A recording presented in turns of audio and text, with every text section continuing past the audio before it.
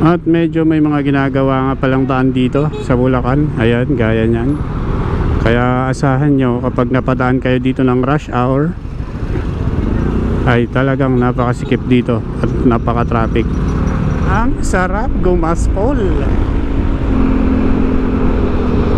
Ay, ay, ay. Ipasok mo.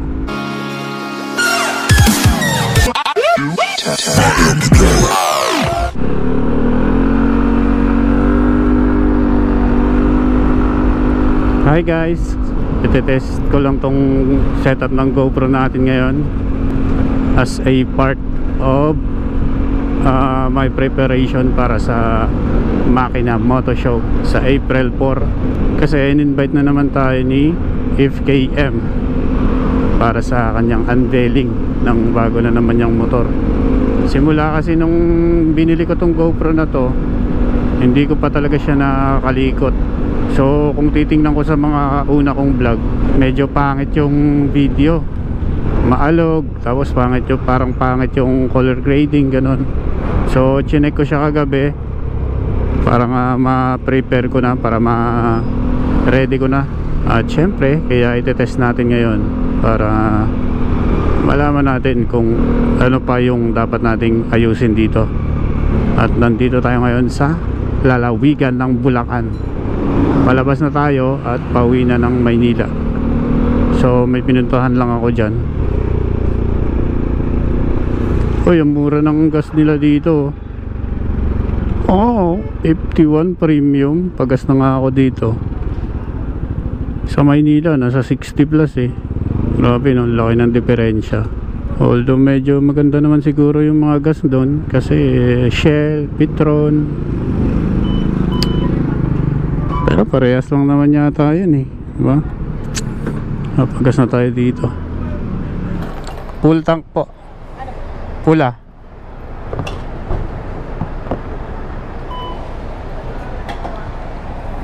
Ay, nasa sir? Sige, okay na yan.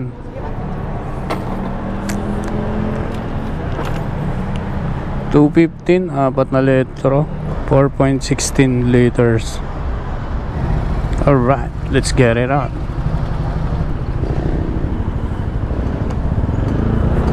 So dito tayo, kasi dyan papuntang expressway na yan dyan eh. Dahil hindi naman tayo pwede doon, kaya dito tayo. So ang setup natin ngayon ay naka 120 fps 1080p. At talagang may kabigatan lang talaga sa leeg tong Hero 9. Uy, maganda na yung kalsada dito. Inaayos na pala nila. Ayos ah. Hindi kasi ako dito dumaan kanina, doon ako sa looban. Dati sobrang lubak dito. Ayos ah. Oo, pwede ka na magpatakbo na mabilis.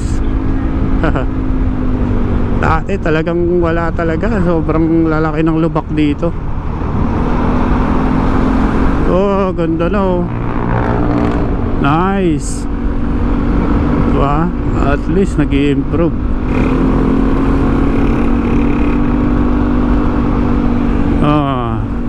Ang ganda na ng daan. Simula doon hanggang dito. Dati puro lubak yan. Ngayon ang kinis na. Diba? Ganyan dapat. Ba't nag-traffic dito? Anong meron?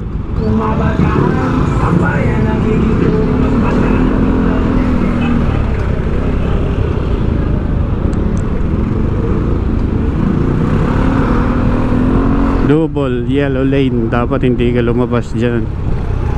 Lumabas ka no. Pag napangga ka dyan, ako, wala ka talagang sisingilin kundi sarili mo. Anong meron dyan? May patay pala. Kaya pala medyo traumatic. Labas tayo dito. Sige.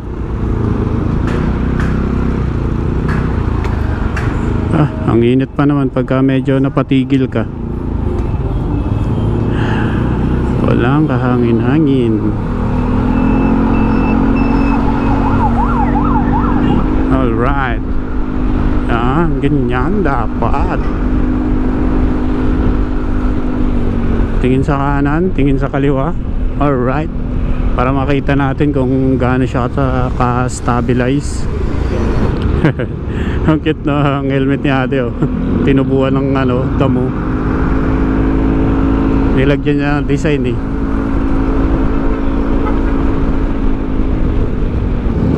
Yan, oh. May halaman yung helmet eh. Ayan, ang lubak. Agay. So kapag nga pala mataas kang EPS, mataas din ang makukonsumo niyang memory card. Kaya kung halimbawa naka 60 EPS ka lang, ang magiging memory mo kapag ka 128 GB ay nasa 5 hours, so may git 5 hours. Pero pag nagtaas ka ng EPS like 120 EPS, magiging mahigit 3 hours na lang yung magiging memory card mo, yung capacity ng time ng memory card mo na 128. So ganun pala yun. Pero maganda naman ang kuha, diba? Yung stabilization niya maganda naman, kaya siguro lalaki din yung konsumo niya. Pero okay lang yan kasi lalo na pagka mabilis ang vlog lang naman, pwede na yung 3 hours plus. Gaya nitong parating na makina moto show. So kung mag-i-start lang naman ako sa bahay, sa Tondo papuntang MOA, mabilis lang naman yun. Tapos dun sa loob yung event dun, video mo lang. So hindi naman tayo makakaubos ng 3 hours na consumable time. Kung mangangalay lang talaga yung leg mo dito sa Hero 9 kasi medyo may kabigatan siya. Lalo na pag yung helmet mo medyo maluwag, talagang i-adjust mo yung leg mo eh. So pagka medyo matagal mo siyang nakalagay sa helmet, medyo nangangalay yung leg ko. Yun oh, rides oh. So pagka nakakita ka ng ganyang mga motor na may mga bag sa likod na malalaki, matik yan, magra-rides yan. Tapos mga ganyan pa yung helmet oh. May ribbon. Long ride yan, overnight. Sana makapag long ride din ako, makapag overnight sa magandang lugar.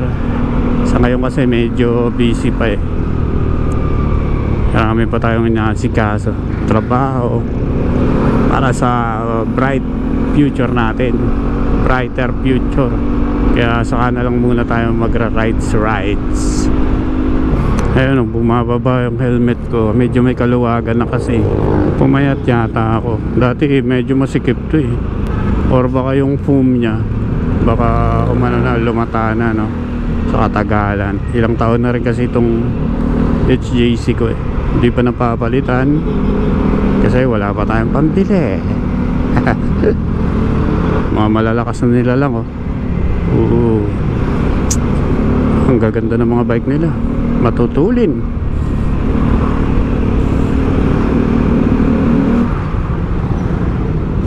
At medyo may mga ginagawa nga palang daan dito sa Bulacan. Ayan, gaya nyan. Kaya asahan nyo kapag napadaan kayo dito ng rush hour, ay talagang napakasikip dito at napaka-traffic. Ngayon hindi pa siya masyadong rush hour kasi nakapasok na yung mga may pasok, because it's 9:43 AM na. Pero kapag hapon tsaka umaga, sigurado yan magta-traffic ka dito.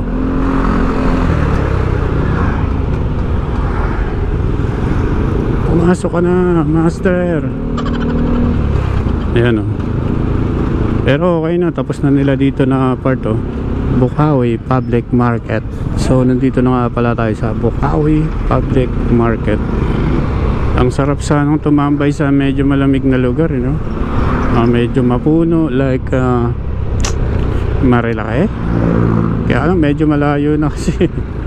Medyo nakakatamad pagka ganun kalayo. Pero pag naka big bike tayo, malakas yung hatak ng motor natin, pwede natin palagan yun ganun kalayo. Kaya Kaya lang pagka ganito kasing maliit na sisi lang naman yung motor natin, so pagka pumunta ka ng medyo malayo, medyo nakakainip, lalo na pag mainit. Siguro pag gabi okay lang, kaya mas gusto kong bumiyahe ng gabi kasi hindi siya mainit, malamig sa katawan. So uuwi na lang ako at mag-electric pa na lang ako sa bahay, diba? Malamig din naman yun eh. Tapos maligo at uminom ng malamig na tubig para iwas heat stroke. Alright. Kasi kung magmamarelay pa ako, medyo mainit, tapos matatraffic pa tayo sa Marcos Highway, diba? Buti sana kung maluwag lang ngayon dun. Ang sarap gumaspol.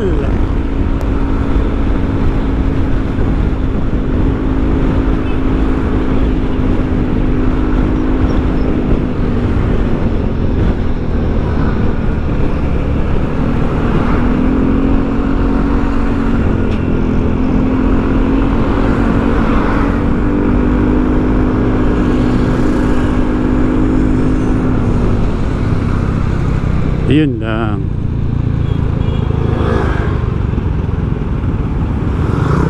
Alright.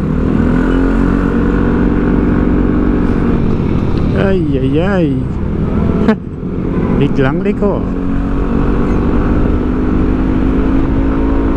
Oh, maganda na rin yung daan dito bando. Inispalta na nila, diba? Ganyan lang dapat. Pagandahin natin yung mga kalsada natin kasi araw-araw yun dinadaanan eh. Marilao. Dito na nga pala tayo sa Marilao. Palengke ng Marilao.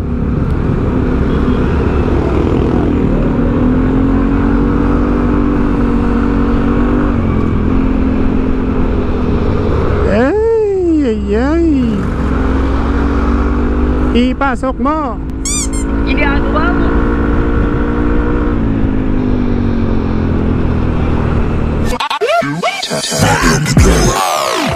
Ayun lang, traffic again. Kasi may ginagawa uli ditong kalsada. Okay lang yan, para rin naman sa atin yan eh.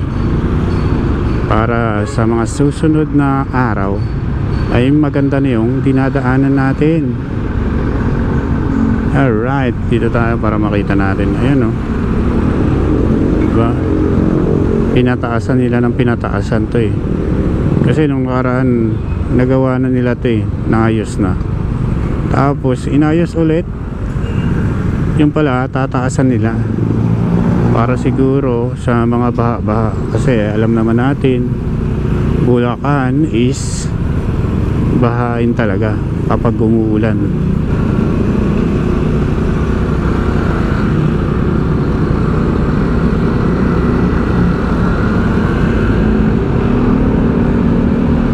Grabe, kawawa yung mga gumagawa sa daan, no?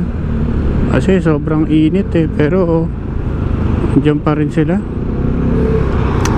Oh my goodness. Kaya saludo tayo sa mga eto, kagaya nila sir, diba?